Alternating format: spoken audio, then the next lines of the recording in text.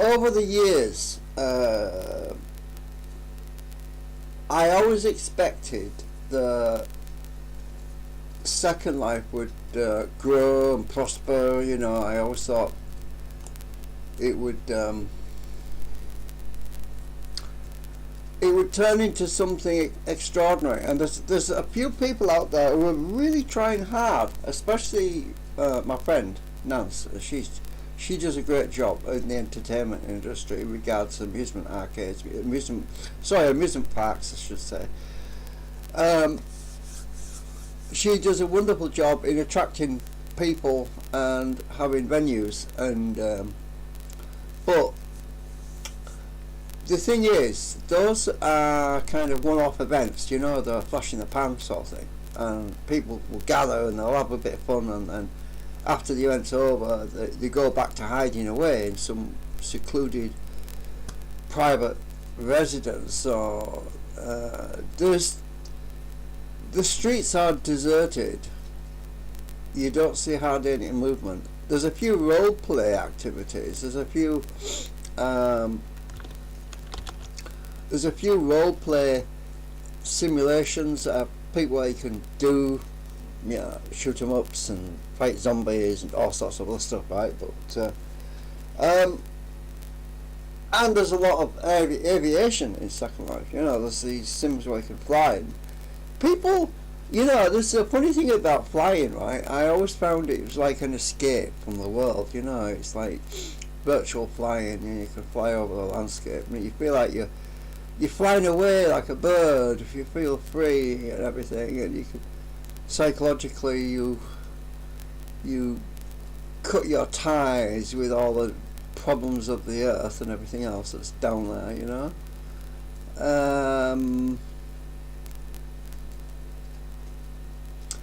But there's a lack of insight. There's a lack of prosperity, I think is the word. And overall, Second Life seems to be stuck in this vicious loop.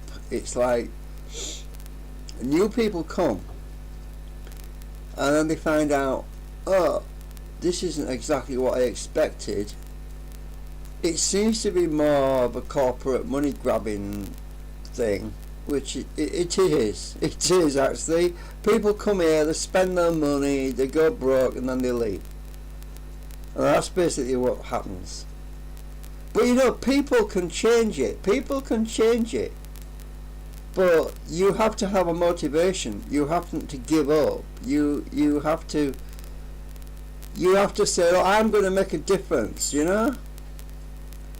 And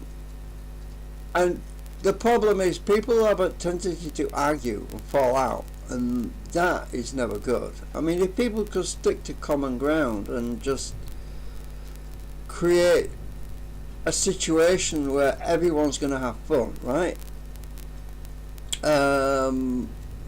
Then we might actually have something that's good you can build upon, right?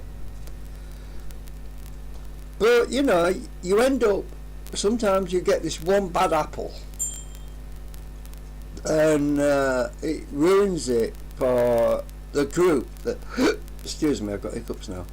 It ruins it for the group that might have spent months building something up, and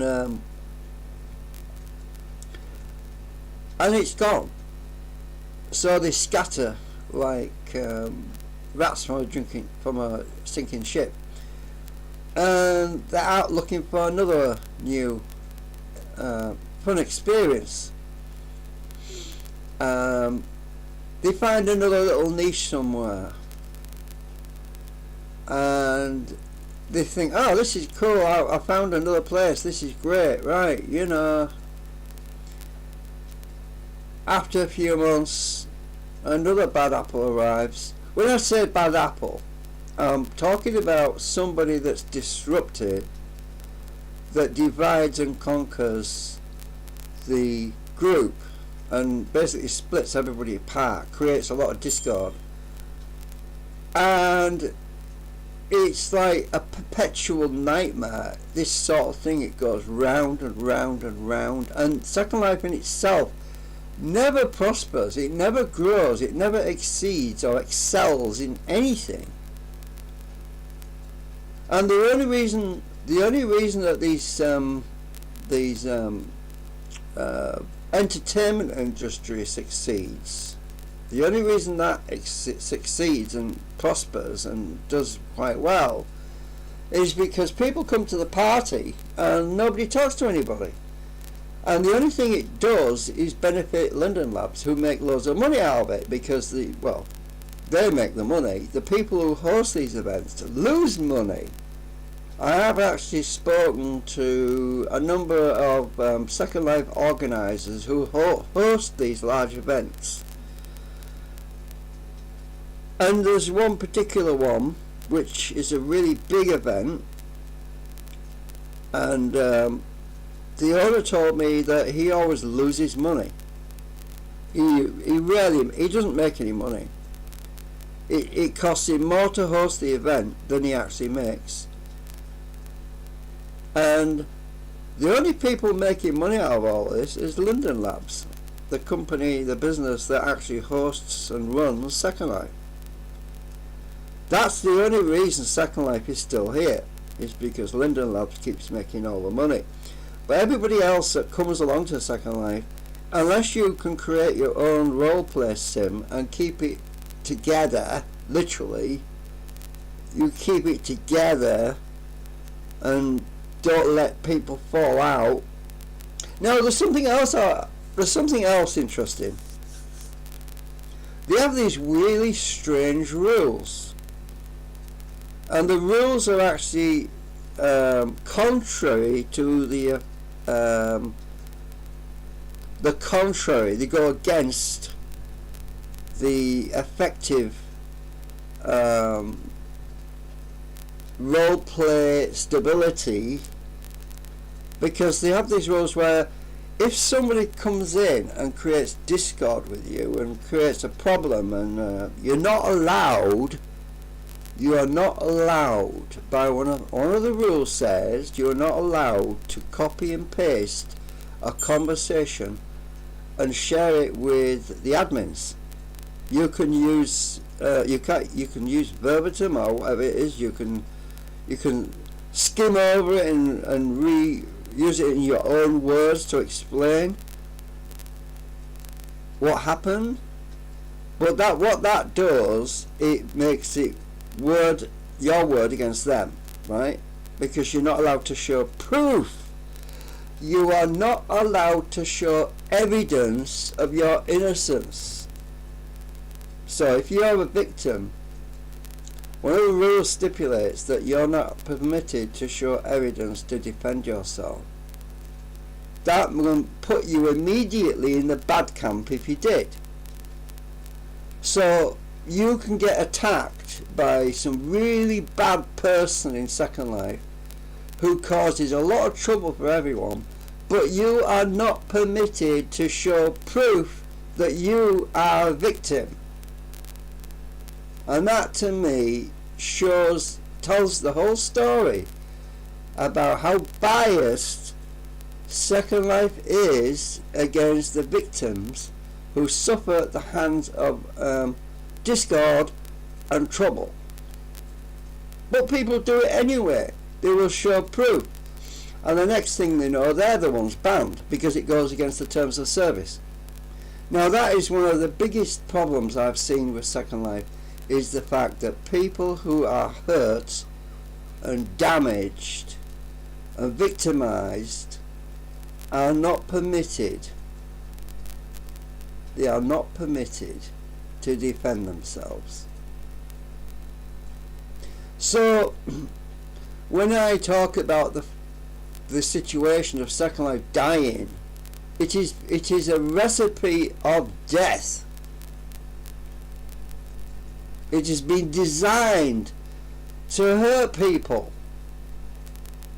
So unless you're a really smart person and keeps your mouth shut, keeps your gob shut, as some people might say, and just enjoy the fun part of it and don't actually engage in the discord, that's probably the best way of going about it, right? There are people who hold these little tiny events out in the middle of nowhere, and they'll gather a few close friends amongst them, and that's it. They'll just stick with that because it works. But you often find a situation where you bring somebody else into the camp and they'll disrupt everybody. And there's another thing about this as well. Linden Labs has got a tendency to overcharge and penalise people for creating a wonderfully great sim.